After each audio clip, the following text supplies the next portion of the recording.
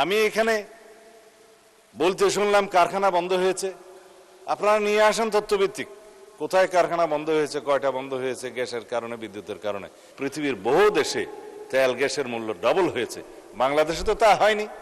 মাননীয় স্পিকার, বিরোধী দলীয় নেতার কি কোনো এখতিয়ার আছে রাষ্ট্রপতিকে চিঠি দিয়ে সংসদ আহ্বান করার জন্য? নাই।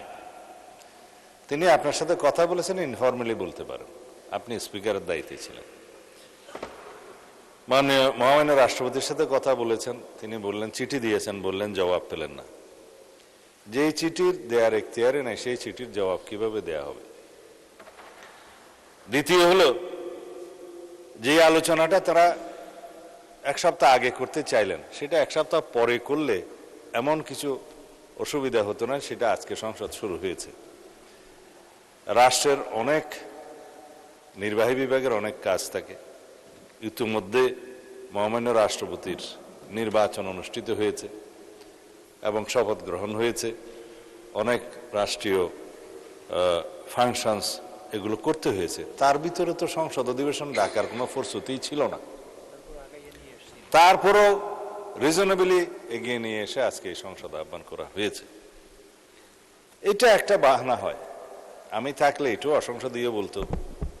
হয়তো আমি কোন শব্দ আজকে অসংসদীয় বলেছি আমি নিজেই বুঝতে পারছি না। কারণ আমার ভাষা জ্ঞান যতই খারাপ হোক, আমি খুব সচেতন থাকি যাতে কোনো আনপার্লামেন্টারিয়ান ওয়ার্ড এখানে ইউজ না করতে হয়।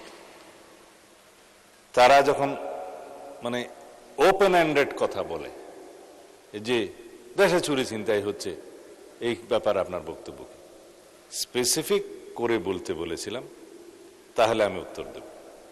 বলেছে কোনো একজন বিরোধী দলীয় সংসদ সদস্যের উপর আক্রমণ হয়েছে, মামলা হয়েছে, উল্টা তার লোকজনকে গ্রেফতার করা হয়েছে। কোন সংসদ সদস্য, কোথায় আক্রমণ হয়েছে, কোথায় গ্রেফতার হয়েছে বললে আমি জবাব দিতে পারতাম। ওপেন এন্ডেড কথার তো কোনো জবাব হয় না। সেই জন্য আমি বলেছিলাম যে জনসভায়, বাইরে, শাহবাগে, গুলিস্তানে অনেক কথা বলা যায়, কিন্তু সংসদে বলতে গেলে সেটা স্পেসিফিক নির্ধারিতভাবে বিধি মোতাবেক বলতে হবে। যাই হোক, আমি একটা স্টেটমেন্ট দিয়েছি বললেন, আমি আজকে কোনো স্টেটমেন্ট দেইনি। এগুলো ডাটা আমাদেরকে রেডি রাখতে হয়, আমরা প্রস্তুত হয়েই আসি এবং সেরকম ডাটা প্রশ্নের উত্তরে জবাবে, সম্পূরক প্রশ্নের উত্তরে জবাবে আমরা বলেছি, কোনো বিবৃতি দেয়নি। তিনি বললেন আমি বিবৃতি দিয়েছি, বিরোধী দলীয় নেতা। তিনি এই সুযোগে গ্যাস, বিদ্যুৎ, তেল ইত্যাদির কথা বলে গেলেন। তো এইখানে গ্যাস, তেল, বিদ্যুতের জন্য তারা গত সেশনও সময় চেয়েছিলেন, সম্ভবত তার আগের সেশনে। এখানে মাননীয় প্রধানমন্ত্রী, বিরোধী দল, সরকারি দল মিলে ওনাদের প্রস্তাবে একটা কমিটি করে দিয়েছিলেন, আলোচনা হয়েছে। এখানে 1 ঘন্টা ধরে আলোচনা হয়েছে, সমস্যা সমাধানের জন্য তারা সহযোগিতা করবেন বলেছেন। কিন্তু বাইরে মাঠের বক্তৃতা তো অন্য। মাঠে এখন যে সমস্ত কর্মসূচি তারা দিয়েছে, সেই বক্তব্যের সাথে, সেই কর্মসূচির সাথে ভিতরের আলাপের তো কোনো মিল নেই। সহযোগিতায় যদি করতে চান আসুন, আবারও 68 বিধিতে আলোচনা হতে পারত, 62 বিধিতে আলোচনা হতে পারত। সেই প্রস্তাব তো দিলেন না, কারণ ওয়াক আউট যে করতে হবে পরিকল্পিতভাবে।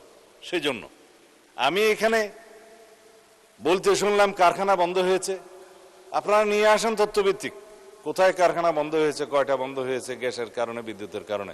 হ্যাঁ, দেশে আমাদের মতো পৃথিবীর বিভিন্ন দেশে যারা গালফ থেকে তেল এবং গ্যাস নিয়ে আসে, সেই গালফের সরবরাহটা বিঘ্নিত হওয়ার কারণে পৃথিবীর বহু দেশে তেল গ্যাসের মূল্য ডবল হয়েছে, বাংলাদেশে তো তা হয়নি।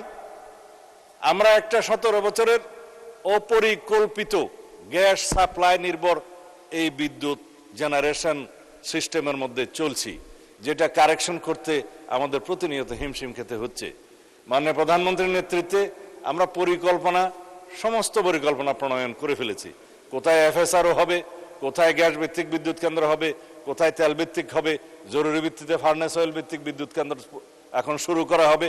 সবকিছুর উদ্দেশ্য হচ্ছে দেশে যাতে কোনো রকম সংকট না হয়, উৎপাদন কারখানা যেন বন্ধ না হয়, কোনো রকমের কোনো উৎপাদনশীলতা যাতে ব্যাহত না হয় সেজন্য, এবং তার উপর ভিত্তি করে যাতে দ্রব্যমূল্য বৃদ্ধি না হয়, সেগুলো আমাদের সবই নজরে আছে।